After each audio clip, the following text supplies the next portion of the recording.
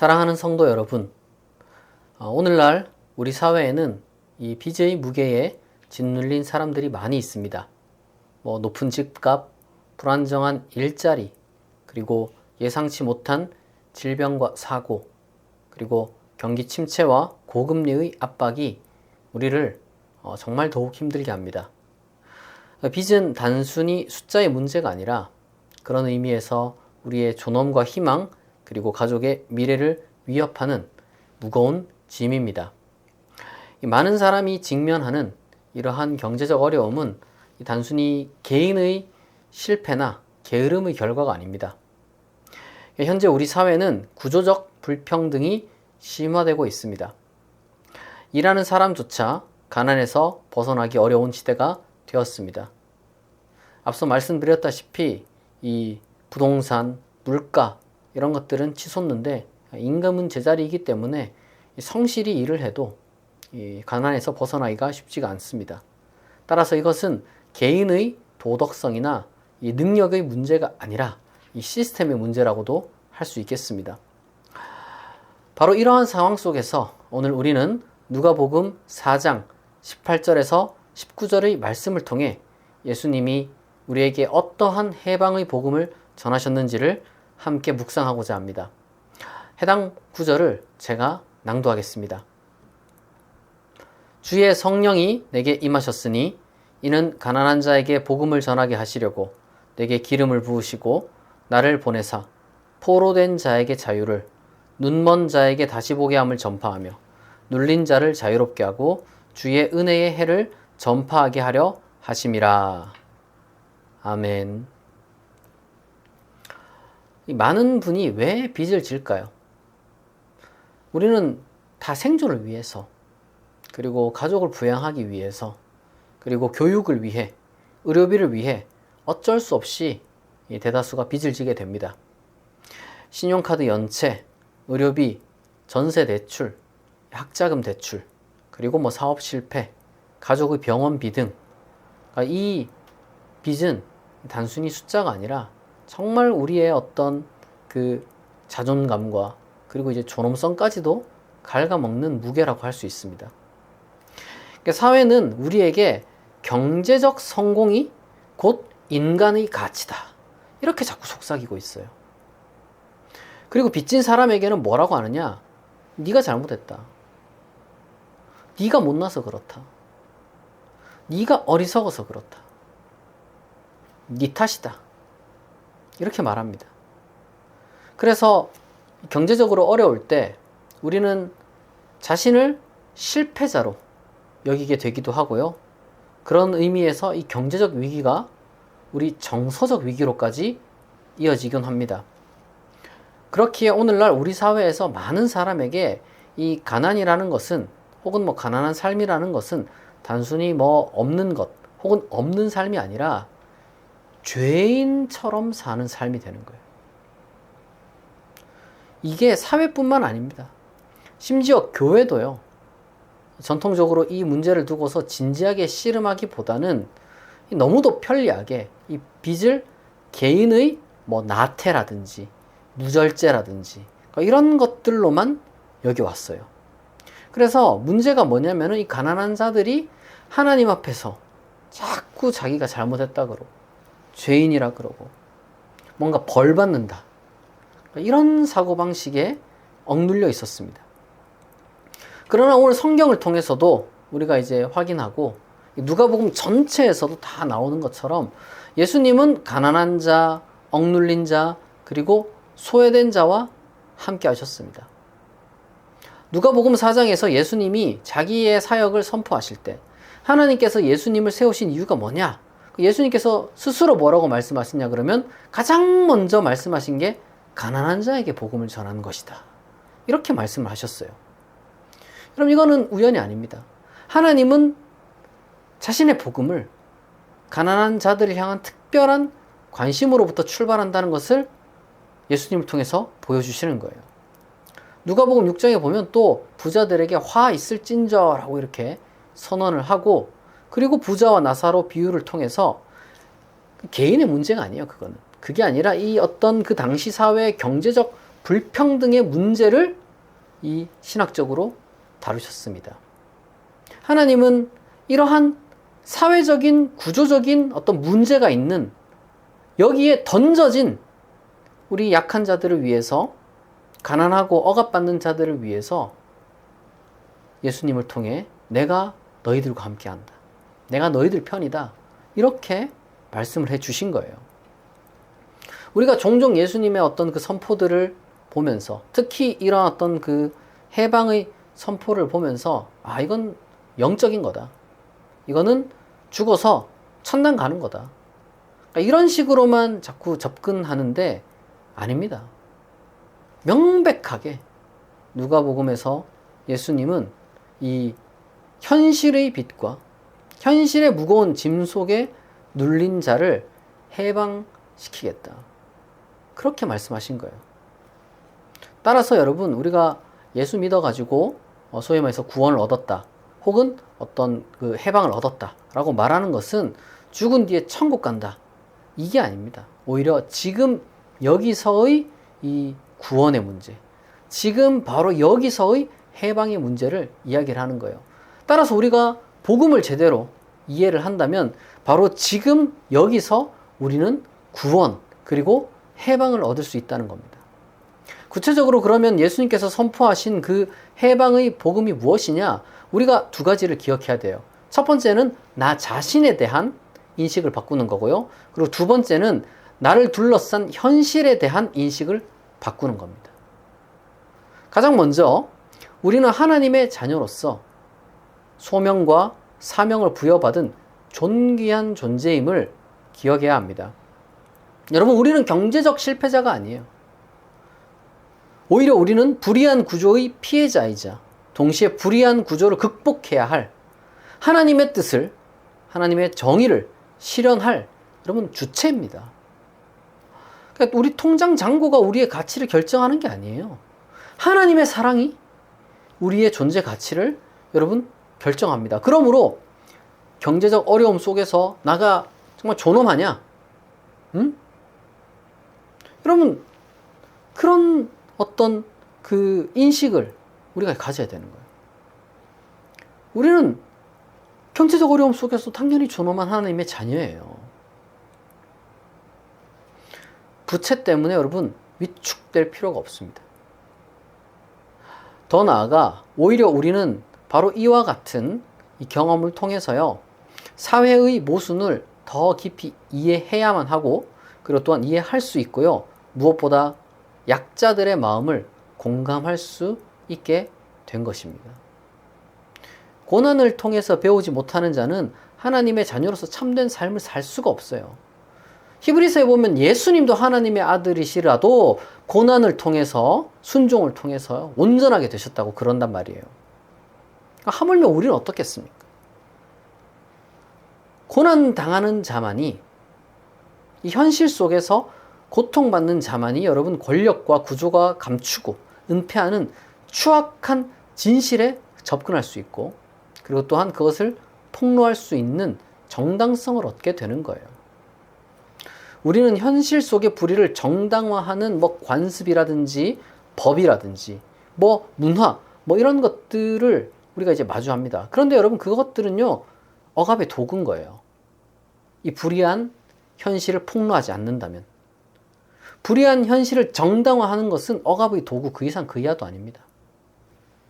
예수님의 선포처럼 이 고난 당하지만 하나님의 정의로 충만한 용감한 자의 목소리가 여러분 진정으로 우리 자신을, 그리고 이 세상을 변혁시킬 수가 있는 거예요.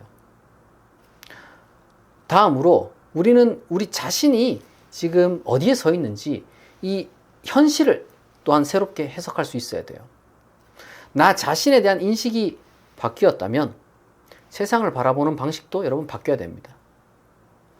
이전까지는 자꾸 이 사회든 심지어 교회든 뭐라고 하냐 그러면, 내가 실패한 이유가 뭐냐? 내가 능력이 부족해서다, 내가 선택을 잘못해서다, 심지어 교회에서 사람들이 하는 정말 이 잘못된 이야기 중 하나가 당신 신앙이 문제가 있어서다, 그래서 당신이 지금 이렇게 가난하고 고단하고 그리고 뭐 빚더미에 앉았다. 이런 식으로 자꾸 이야기를 한단 말이에요. 그러나 여러분 아닙니다. 우리는 그러한 어떤 부당한 그런 사회 목소리에 귀를 기울일 필요가 없어요. 그리고 우리는 우리 스스로 세상을 분석하기 위해서 우리가 이제 질문해야 되는 것이 달라지는 거예요. 뭐냐? 나는 지금 어떤 구조 안에 서 있냐? 지금 이 구조가 누구를 살리고 누구를 침묵시키고 있느냐? 그리고 나는 이 구조의 어디쯤에서 지금 살아가고 있는가? 이런 질문들로 우리의 이 주변을 달라보는 그 인식이 바뀌는 거예요. 그 말인즉슨 우리가 이제 질문이 바뀌잖아요. 우리가 귀를 기울이는 어떤 그 음성이 달라지게 될 때 내가 이 세상에서 어떻게 살아갈지를 결정하고 있는 그 기준이 바뀐다는 거예요. 그 기준. 나에 대한 인식이 바뀌면 그럼 세상을 대할 때, 세상에서 살아갈 때 우리의 그 인식과 기준도 바뀌는 거예요. 세상은 어떻게 우리에게 자꾸 기준을 내세웁니까? 세상을 바라볼 때 우리가 자꾸 뭘 바라보라고 해요? 사람들은. 사회는. 더 벌어야 된다. 성공해야 된다. 빚을 갚아야 사람이다. 그럼 빚 지으면 사람이 아닙니까? 그게 아니잖아요. 그건 이제 세상의 관점이고 혹은 뭐 세속의 윤리라고도 할 수 있겠죠. 그러나 이제는 우리의 기준이 어떻게 바뀌느냐? 어떻게 존엄을 지킬 것인가? 어떻게 타인의 고통에 둔감해지지 않을 것인가? 그리고 어떻게 내가 구조의 일부가 되지 않으면서 구조를 넘을 수 있을 것인가? 이러한 여러분 그 관점으로 세상을 바라보기 시작하는 거예요. 물론 어떤 이러한 관점의 변화 혹은 세상을 바라보는 기준의 변화가 순식간에 될 수는 없죠. 뭐 이 설교 한번 들었다고 그게 확 바뀌진 않습니다만은 그러나 해방의 복음은 예수님께서 선포하신 바로 그 해방의 복음은 매우 서서히 그리고 깊고 결정적으로 우리의 생각과 우리의 언어를 바꾸어 놓는 거예요. 예전에는 내가 사는 것도 벅찬데 이렇게 끝났거든요. 그러나 복음을 듣는 순간 저들도 정말 살기 벅차겠구나. 이렇게 변하기 시작합니다. 예전에는 나만 바라봤어요. 나를 바라보는 그 눈도 이 세상의 눈으로 나를 바라봤겠죠. 근데 해방의 복음이 들어오게 되면 나를 바라보는 눈도 달라질 뿐만 아니라 다른 사람을 또 바라볼 수 있게 되는 거예요. 예전에는 사람들이 막 이렇게 막 무시하고 손가락질하고 비난하니까 부끄러워가지고 이제 막 내가 지금 어떻다 저떻다 말을 못하는 그런 사람들도 많았을 겁니다. 그러나 여러분 이게 눈이 바뀌고 해방의 복음이 들어오면 어떻게 되느냐? 이게 나만의 문제가 아니구나. 이게 지금 구조의 문제로서 정말 수많은 사람이 신음하고 있구나. 이렇게 여러분 인식이 바뀌고 말을 하게 되고 거기에 맞추어서 우리의 삶이 바뀌게 된다는 거예요. 이게 여러분 진정한 해방의 시작이라고 할 수 있는 겁니다. 어떤 체제도요, 이 지구상에 그 어떤 강력한 그 어떤 체제도 인간의 내면에까지 침투해서 기준을 장악하지 못합니다. 물론 그 체제에 장악당하는 사람이 있죠. 있습니다. 그게 없다는 게 아니라 그러나 분명히 그 모든 체제가 절대적이라서요. 단 한 명도 저항할 수 없을 정도로 강한 그런 체제 같은 건 이 세상에 존재하지 않는다는 거예요. 인간의 내면을 침투해가지고 소위 말해서 우리의 영혼을 장악하는 그러한 시도를 하는 체제들은 지구상에 계속해서 있죠. 그러나 그 체제라는 것은 결코 절대적이지 않습니다. 신이 아니라는 거예요. 극복할 수 있다는 거예요. 우리는 정복당하지도 장악당하지도 우리가 또한 억압당하지도 여러분 않을 수 있습니다. 절대적이다라고 말하는 이 체제를 거스를 수 없다고 말하는 것은 거짓말이에요. 여러분 그런 걸 가리켜서 우리가 은유적으로 비유적으로 사탄의 속임수라고 말하는 거예요. 사탄의 속임수. 사탄의 속임수가 별거 있습니까? 우리의 영혼의 힘을, 우리의 내면의 힘을, 그리스도의 해방의 복음을 깔보는 것. 그게 여러분 사탄의 속임수죠. 오늘날 우리의 존재를 갉아먹는 하나님 없는 자본주의 체제. 여러분 그건 극복되어야 되는 거예요. 이 세상에 완벽한 체제 같은 건 없습니다. 완전한 체제 같은 건 없어요. 극복될 수 있고 극복되어야만 합니다. 극복되어야만 하기 때문에 또한 극복될 수 있는 거예요. 신앙이 갖는 근본적인 그 해방의 힘이라는 것은 여러분 그런 겁니다. 그게 아니면 그게 무슨 신앙이에요. 신앙은 여러분 하나님을 믿는 거잖아요. 하나님. 근데 어떻게 하나님이 체제보다 약할 수가 있겠어요? 그러면 그건 신앙이 아닌 거지. 외부에서 명령하는 그 어떤 그 뭐랄까요? 그 체제, 외부에서 억압하는, 억누르는 그 힘을 내면에서 거절할 수 있게 만드는 것이 보다 믿음이라는 거예요. 그냥 믿음이 아니라 하나님에 대한 믿음. 이 해방의 복음이 우리에게 가져다 주는 믿음이라는 겁니다. 여러분 그렇게 해방의 복음을 가진 자들이 나 자신을 구원하고 세상을 바꿀 수가 있는 거예요. 오늘 우리는 이 누가복음 4장 18에서 19절의 말씀을 통해 그리스도가 우리에게 선포한 그 해방의 복음이 단지 영적인 위로, 그러니까 이제 죽어서 천국 간다, 거기에 그치지 않는다는 걸 우리가 정말 기억해야 됩니다. 빚과 그리고 이제 경제적 압박에 짓눌린 이들에게 예수님께서 말씀하신 복음의 시작이 뭐냐면은 너는 실패자가 아니다. 너는 하나님의 자녀다. 이렇게 가르쳐 주시고 거기서 끝나는 게 아니죠. 우리 모두에게 그러므로 이 구조적 불의에 맞서 존엄을 지키는 삶을 살아라. 너는 귀한 존재이므로 존엄하게 생각하고 스스로를 존엄하게 그게 걸맞게 품위 있게 살아라. 그렇게 말씀하시는 겁니다. 여러분 사치스러운 삶이 품위 있는 삶이고 존엄한 삶이 아니에요. 하나님의 이름에 걸맞는 삶이 여러분 존엄한 삶이고 품위 있는 삶인 것이죠. 우리가 진 빚이라는 게 현실적으로 하루아침에 사라지지 않겠죠. 경제적 어려움이라는 게 참 기도해가지고 다음날 뭐 즉각 사라지게 되면 정말 좋겠는데 근데 사실은 그렇진 않거든요. 그러나 분명히 우리가 기억해야 되는 것은 뭐냐면은 우리는 그 무게에 짓눌리면 안 된다는 거예요. 그 현실은 현실이고 근데 그것이 우리의 전부를 해석하느냐? 아니라는 거예요. 우리의 현실의 일부입니다. 그건.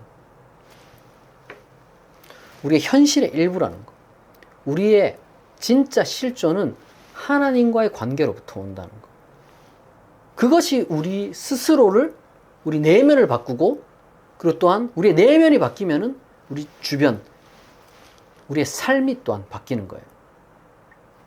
우리 각자가 처한 현실이 다 달라가지고 뭐 일관적으로 제가 말씀을 드릴 수 없지만 분명히 말씀드릴 수 있는 것은 뭐냐? 하나님의 은혜는 차별이 없다는 거. 하나님의 은혜는 모두에게 동등하게 임합니다.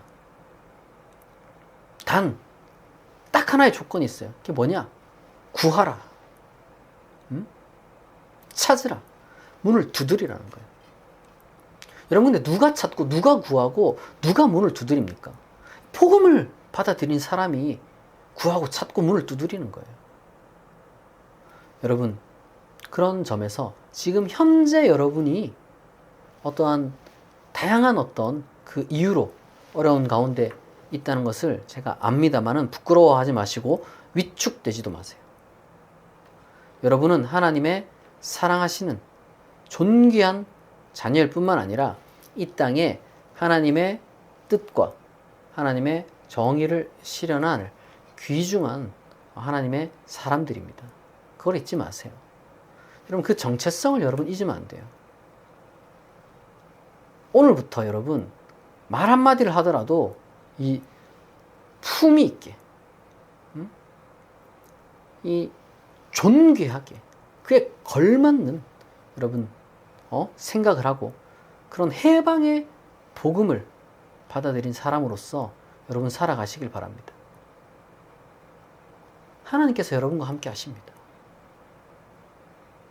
힘들고 어렵고 절망을 여러분 극복하시기 바랍니다. 해방의 복음은 저 먼 유대 땅에만 있었던 게 아니라 지금 오늘 이 순간에 임한다는 것을 여러분 기억하시고, 또한 하나님께서 여러분 기도하세요. 기도하면 하나님이 여러분 한 분 한 분을 다 위로하고 새로운 희망과 용기를 부어주실 것입니다. 여러분들의 내면이 바뀌고, 여러분들의 현실이 바뀌고, 여러분들의 삶이 바뀌기를 진심으로 축복합니다. 같이 기도하겠습니다. 전능하신 하나님 아버지, 오늘 이 자리에 하나님의 말씀을 듣는 우리 중에 빚의 무게에 짓눌려 고통받는 이들이 있습니다. 생계를 위해, 가족을 위해 어쩔 수 없이 진 빚 때문에 자신을 실패자로 여기며 부끄러워하는 이들이 있습니다. 그들 모두에게 다시 일어설 수 있는 힘과 용기를 주시고, 무엇보다 실질적인 도움의 손길들이 나타나게 하옵소서. 하나님, 우리가 더 이상 거짓된 가치관에 속지 않게 하옵소서. 경제적 성공이 인간의 가치를 결정한다는 세상의 거짓말을 거부하게 하시고, 경제적 어려움 속에서도 존엄을 잃지 않게 하시고, 우리의 존재 가치는 하나님의 사랑에 있음을 깊이 깨닫게 하옵소서. 하나님, 우리를 불의한 구조의 피해자로만 머물게 하지 마시고 그 불의한 구조를 변화시킬 하나님의 뜻과 하나님의 정의를 실현하는 주체가 되게 하옵소서. 우리가 고난을 통해 약자들의 마음을 이해하게 하시고, 또한 그들과 연대할 수 있는 마음과 능력을 주시고, 모두가 예수님이 선포한 주의 은혜의 해를 살아가는 해방된 하나님의 자녀들이 되게 하옵소서. 우리 모두를 구하시고 우리 모두를 새로운 삶으로 이끌어 주실 줄 믿사오며, 가난한 자들에게 복음을 전하신 예수 그리스도의 이름으로 기도드립니다. 아멘.